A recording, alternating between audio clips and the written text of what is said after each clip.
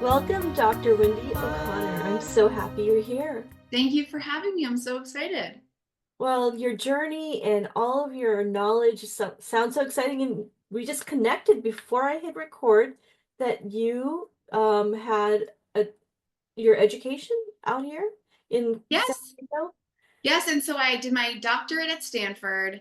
Stanford has a consortium with the Pacific Graduate School of Psychology. I did this consortium years ago now. My internship and postdoc happened to be in San Diego at Sharp Hospital. Wow. I always love to go deep with those who've actually had the education. There's often sometimes people who fall into a space and become, I would think of them as experts as well. But then there's expertise where it sounds like you had a calling. You really built upon this. Maybe you could speak to that. And when you say that, are you referring to my calling as a psychologist or as my transition into doing more coaching? Yeah, I'm transition to coaching, but where you started from in your transition. Yeah. So I actually knew I wanted to be a psychologist in seventh grade, which is really bizarre as I think about it because I have a soon to be seventh grade daughter. And I can't imagine that she's going to come home one day and say, I know exactly what I want to do, and that that's going to be actually what she does. So who knows? Anything's possible. But I did know my first psychology class in middle school when the professor was talking about what you can do with a psychology degree. I thought to myself, wait, I already do this with my friends. I could get paid for it. I'm going to totally do this. And it was an incredible journey of becoming a psychologist, of growing two thriving practices, serving so many people with anxiety and depression and stress management. And it was so rewarding and fulfilling until it didn't feel that way anymore. And during that period was when I had three daughters 15 months apart. I had my first daughter, and when she was 6 months old, I got pregnant with twins. And then I had three under two. And I was just like, well, this is a very different life experience. And all of a sudden, my energy and capacity and everything started to feel like it was shrinking. My autonomy, all the things that you would think are pretty typical about transitioning into motherhood. But with having a success and achievement and practices and serving other people, it felt like I just couldn't keep running on fumes. It just wasn't the way I wanted to live my life. So, because of my own languishing, because of my own surviving instead of thriving, I started to look into positive psychology, the science of happiness, and just ask like questions around how do we get happier? Do we go from surviving to thriving? How do we stop checking the boxes of a day and actually show up feeling like we love a day and we feel passionate about the day and excited about what's ahead? And as soon as I learned more about what that looks like, how to roadmap a happier life, I was like, this is it. This is exactly what I want to take women through. Because so many women would come into my practice feeling like this. I have a good life. I'm grateful for what I have. It's really not that bad. But dot, dot, dot, why am I not fulfilled? Why don't I wake up excited? Why do I keep snoozing? Why am I bored? Why am I so busy but unfulfilled or not content? That disconnect is really unfamiliar. Understanding that disconnect is really unfamiliar for a lot of women. And so that became what I call my life's work.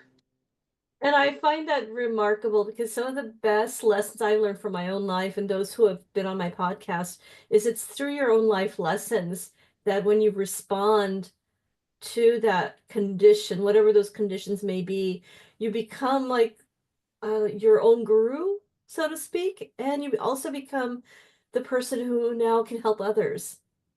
Exactly. Exactly. I couldn't have spoken to this level of functioning, a level of languishing, level of surviving if I hadn't experienced it. But then it became my specialty. How do we help women love their lives and not settle for a life that's not what they want and not what they're meant for?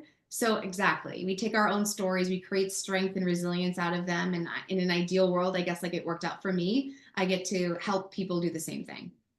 And you touched upon happiness, and I would love for you to share now that you've been in this space and responded to it, because probably I imagine there was a desire for more happiness or fulfillment, and having now guided others through life coaching, what does happiness mean, and how do you guide people who may have that emptiness inside? The way I look at happiness, the way I talk about it with my clients is really about fulfillment. It's not just about how many smiles did you have today, how much did you laugh today, although that can be a piece of the puzzle. A lot of times people misunderstand happiness or positivity or positive psychology as this like Pollyanna approach to life. Nothing's wrong. You're always supposed to be happy. That's not what it's about. It's about a deep level of, of really connection to yourself. What are my unique strengths? What are my individual values? What are my deep desires? And mapping out a life based on those personal qualities. We have spent as women so long, for so many of us, just following what society says we are supposed to do to be happy, to be successful, to be wealthy, to be a high achiever. And what a lot of women wake up and realize is they did all the right things, but it's not working. Why is that? And that's because your plan, your roadmap, the way you are scripting your life isn't actually a reflection of who you are most of the time. It's a reflection of your conditioning, what you've been taught to believe, what you've been taught to think, who you've been taught you should be, and to not leave those boundaries, to not leave those parameters or that box. And this work of happiness is really about breaking the rules and designing a life from the ground up that feels like a reflection of who you truly are. And much of what you're articulating, it does require for one to get more self-aware and perhaps even, um, I would say, practice mindfulness in a way that may have been something that they thought it was esoteric, was out there. But now that through that integration, you're probably helping them with the transition. Can you share some of those modalities that you typically apply or help others apply? Self awareness is number one always. We always come back to self awareness. It is such an incredible key to unlock individuals' next level of happiness or fulfillment or success. When we know why we react the way we do, why we interpret the world the way we do, why we have the stories that we have, that we live by, that we operate from every day, once we understand what those voices are, where those stories came from, how we've been wired and conditioned all this time, that's when you have this opening to insert something very different and something very deliberate, whereas so many people end up living by default. Going through the motions and checking the boxes is not a very mindful way of life. And when we build self awareness, when we kind of pull back the curtain and understand, and it's not this old school idea of like you need to lay on the couch and go, see a particular type of psychodynamic therapist. It's just the idea of like, do I understand myself? What do I want? What do I desire? What do I need? What do I like? And a lot of women that will come into my world at the very beginning will say things like, I don't even know what I want, or I'm not even sure what I like anymore. Like I've just been doing all the right things for so long. So, mindfulness in the world that I use it for is really about just becoming more aware and more present. How do I make decisions? Where do decisions come from? How do I make decisions easier? By knowing thyself. The more we know ourselves, the more we understand our strengths, values, and desires, the easier decisions are about what to do next or where to go from here. That yields clarity, that builds confidence and courage, that allows us to take more risks and learn from our mistakes or our successes. But all along the journey, self awareness is a non negotiable piece. Otherwise, we just keep repeating the same things over and over again, wondering what we're doing wrong.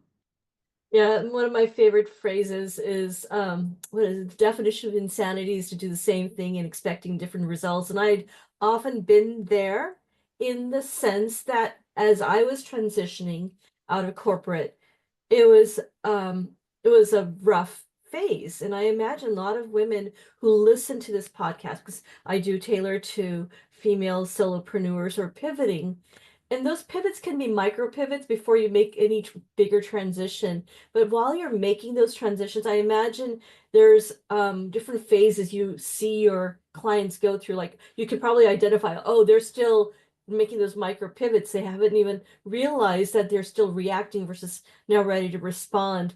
Can you share with me how you recognize them? I imagine it's somewhat transparent, but then how you help them, because it probably requires a lot of compassion. Yeah, so what I typically will notice with my clients, which are often either entrepreneurs, women in medicine, women in leadership, all very ambitious, high achieving women, what I notice the most in terms of phases of growth or phases of development in this work is that if we think about if we think about growing, right? If we think about that growth zone, like how do I get to that place of growth? We forget, people don't realize that to get to that place of growth, we have to go through fear. We have to go through discomfort. We have to go through leaving the comfort zone into the fear zone, into the learning zone, and then finally into the growth zone. And so I will witness women a lot of times in different stages of this, primarily in the fear zone. So, and what women typically are not expecting is to feel as scared as they may feel making a major life change or even a small refinement in their life. Like you're saying, the micro changes, the nuances of daily life have a major impact on our perception of our lives. You don't need an overhaul. You may want one, and that's completely wonderful and absolutely pursue it, but you don't need it necessarily to be happy. But what happens is a lot of times women will get excited about a change or imagine something better. And then they'll say, okay, I got this. I'm going to go for it. I'm going to take the risk. And then they get scared because it's uncertainty and the unknown and the what ifs. And then what happens right there in this one particular phase is what matters the most. How do you respond to fear? So if you react to fear and you decide that the fear means this is the no fly zone, this is I shouldn't be going this way, this means something bad, this means it's not the right decision, and we go back to comfort and misery or complacency, we don't get beyond that fear to get to the place of learning, mastery, and growth. And so I will often see women that hold steady in this place of comfort to fear, comfort to fear, comfort to fear, but they do not learn what it takes to move themselves through fear into learning. Then they're in learning and you get some traction, you get your feet under you, you're not as scared, but you're still new or you're still figuring out the ropes. Then we can move through into growth zone. So I will see this every day of women in different places wanting something better, but as soon as it feels uncomfortable, scary, the interpretation our brain wants to take is like, stop going that way, turn around. But I will often say to my clients, fear does not mean you need to stop going. Fear often means that you're onto something really good. So keep going. And I've also seen among a lot of my friends, a lot of my female friends are very similar, highly educated, may have come from a different culture, so the expectations of who we are as a mother, as a wife, they're just it can be overwhelming, so to speak. And one of the things I remember a girlfriend talking about was, well, I spent all these years getting this education. And while she was in a phase where she was taking care of her children, that next stage where she could be at was, well, let's go back to what I was doing. And I would be like, what if you could take that knowledge, but build on it and do something new? And that's very scary for a lot of people because it feels like failure. And how do you help someone who isn't quite even aware of the fact that no, it may not be failure? Mm-hmm. Yeah. It's the most common thing that we see as a barrier to people's happiness and success is fear. Fear of failure, fear of it not working, fear of being embarrassed, fear of being judged, right? So this is so common. And at the end of the day, my take on it's not like everyone's, but it's a much more like tough love perspective. It's like we choose our hard. We choose our hard. So you can choose the hard of settling and the hard of your lost ambitions and your the hard of, you know, really settling for a life that is not what you wanted it to be or want it to be, or you can choose the hard of learning, growing, and moving through fear, right? And so oftentimes people choose the hard that's more familiar because our brains like that better, and so they stay in that space of, you know, what I call sometimes like miserable comfort because it's less scary. And honestly, the only way to navigate fear better or more effectively is through it. So my take on it is very much like, I love you, and here's the bottom line. You're not going to get to the next level of what you truly desire if you don't embrace fear as a very normal passenger in the experience. It's going to come with you. If you start to normalize the discomfort of fear and stop acting as if it's a threat to you, that means you need to stop or go back to what you used to do, you're going to make strides towards the life you want. If you're going to settle for the hard, that is the miserable comfort zone, then that's also hard and you get to choose that, but choose it willingly, choose it deliberately, don't choose it by default. And when you say deliberate, that reminds me of this other concept of intentional. And often we forget that we are co-creators or designers of our life. And it's not a punishment or it's not a judgment that we may be required to redesign things. Can you speak to that in terms of the concept of being intentional? It's everything I do is about intentionality. Everything I talk about with my clients is about really learning how to be more deliberate and aware of what you're choosing and why you're choosing it. So that comes from the first thing you do when you wake up in the morning. Is it grab your phone and scroll and consume news and get yourself worked up and stressed out? Or are you intentionally starting your day by taking a deep breath and asking yourself, how do I want to feel today? What do I want to focus on today? What is my intention for today? Just taking a minute of your time throughout your day to get the steering wheel back under your hands is really powerful way to just live by design. And it's not, doesn't take any major life adjustments other than pausing, breathing, and asking yourself a couple questions to connect back with who you are. So in my world, everything is about intention. And so I work with women on creating their plan for the month. Like, what's the intention or goal for the month? How are we going to create that? What is the daily intention? How do you want to start and end your days? Because otherwise, if you don't ask yourself these questions, and many women don't realize they can ask themselves these questions, they think they don't have permission to have the freedom to ask these questions, then they just show up on default, survive a day, go to bed, and start again. So intentionality is everything. And a lot of individuals, and maybe myself included, it's easy to not, let me put it this way, it's easy to go on autopilot. So I'm very structured. I do have a lot of mindfulness routines, but even then, those mindfulness routines require a little bit of nudging. Otherwise, you might be unconsciously on autopilot. But what about a generation of women we may know who never, like you were just saying, may not have applied those methods or modalities, and it's new to them. And something Mm-hmm. new at 40 is scary. Mm-hmm. It feels like as we get older, we have more to lose. But the way I typically think about it is there's like life's getting shorter. So it's like now is the time. Life is now. We're not guaranteed anything. So life is now. Like, let's move now. And so it can feel riskier, but I also think it's riskier to not take the action and to not make the transitions and to not allow yourself to up level your life because time's actually getting shorter. Life's getting shorter. What do you want it to be about? I will say this, which is an interesting observation. A lot of the women that come into my world have a strength of love of learning.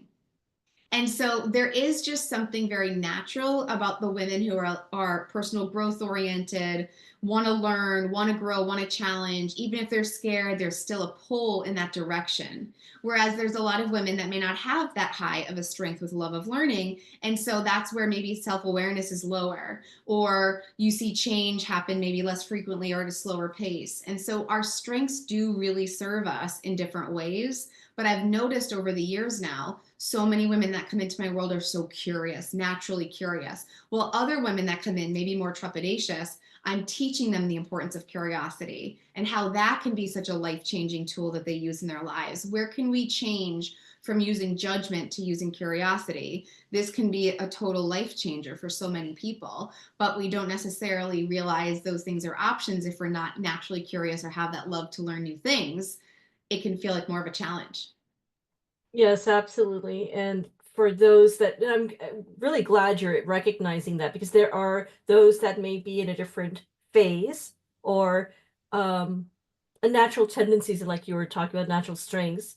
And then there's probably those who are already high achievers, and that is a skill set or innate ness about them, because that it also leads them to be curious and continually growing. And like you were saying, you mentioned that from a young age, you felt naturally like you understood the desire to help people through psychology. And I remember for myself, I had these natural tendencies as well. Um, what about a new generation of women, like the younger girls, and how you feel like what is going to be potential for them? Because now we live in a world, I feel like the era of mindfulness is really on fire. And I would like to imagine that your daughters will have that like almost innate skill in them. Maybe we'll see. I would love if that was a more natural way. We'll see what happens. I'm noticing that a lot with younger women, there's this it feels like there's both.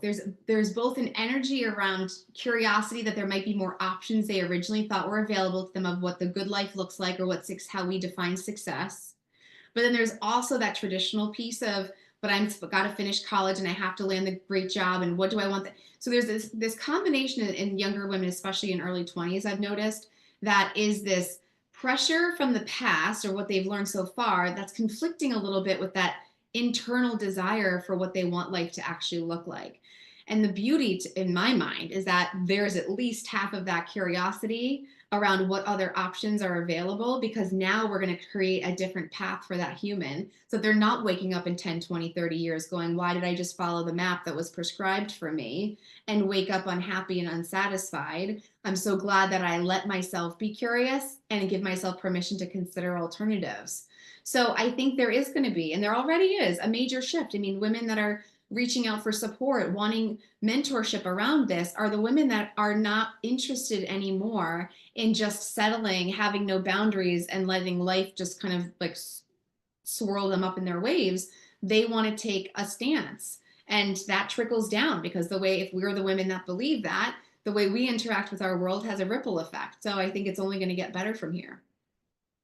And that just brings so much joy knowing that even for my son, I don't have any daughters, but just what they observe and what is possible makes me more hopeful for their emotional well-being.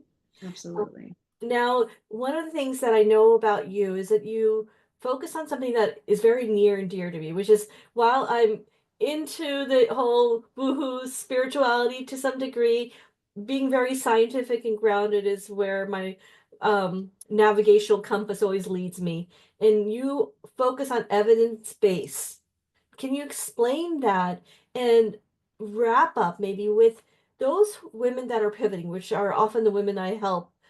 um, what evidence-based modalities would you recommend for those who are thinking, I'm curious of Mm-hmm. what is possible for me, but still have that lens of fear, Mm-hmm. and yet, they know they have that enough awareness that they want to make that change. Mm-hmm. Oh, so many things. So I like to combine. And so what I combine from science is self-compassion work, which is a daily practice for so many women in my world. Like this idea that we are extra judging ourselves for not having figured it out, for not doing more, for not taking care of ourselves. Like we add this extra layer of suffering that just slows our roll and just knocks us out of our power. So self-compassion is an evidence-based practice, which is amazing because people typically think it's going to make them complacent and unmotivated when in fact it actually keeps them very much engaged in what they want to create in their lives, gives them permission to have detours without those being permanent and being shameful.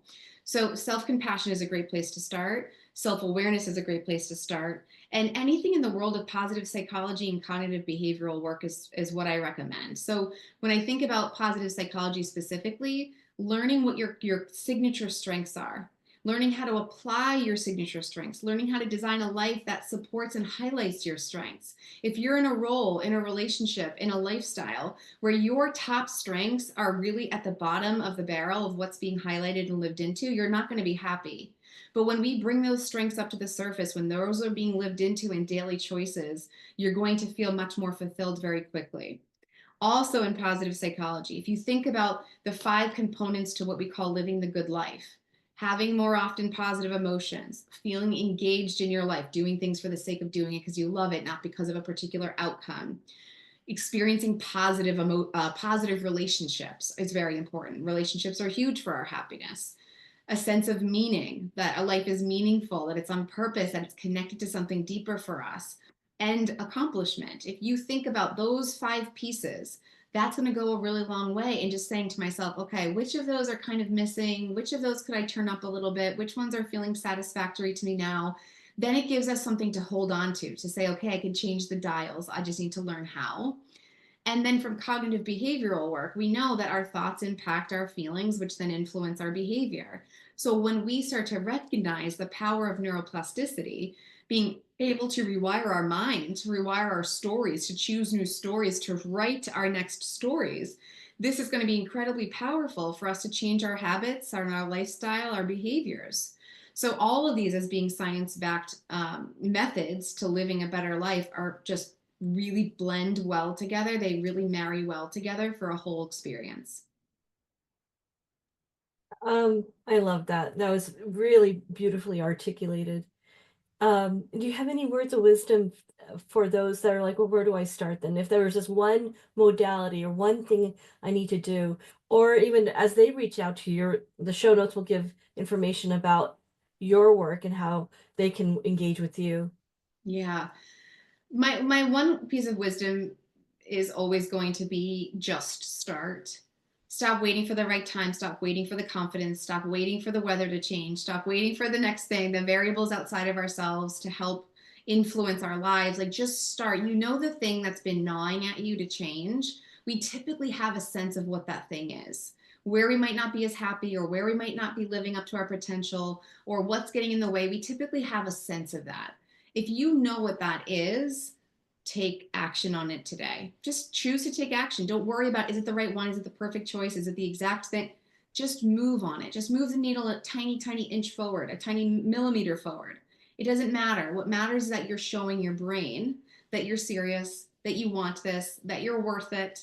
And once we get moving with tiny, tiny little actions and build some momentum, like you'll be off and running. But most of the time when women come into my world, it's for the accountability, it's for learning the how, it's for the support, but it's not necessarily because women have no idea how to be happier. It's just, where do I start? How do I get going? And then how do I keep it? But if you have a hunch about where that first piece could be, don't wait on it. Just do something about it today. Even if you're not sure how that's going to pan out, still choose yourself. Choose your happiness first. Okay. That's beautifully articulated, and I agree with everything you shared, and I am so honored that you're here to share this. Well, thank you, Dr. Wendy Thank O'Connor. you so much for having me. I loved our conversation. I really hope that it makes a positive impact in your audience. Oh, it will. I really believe it. Thank you.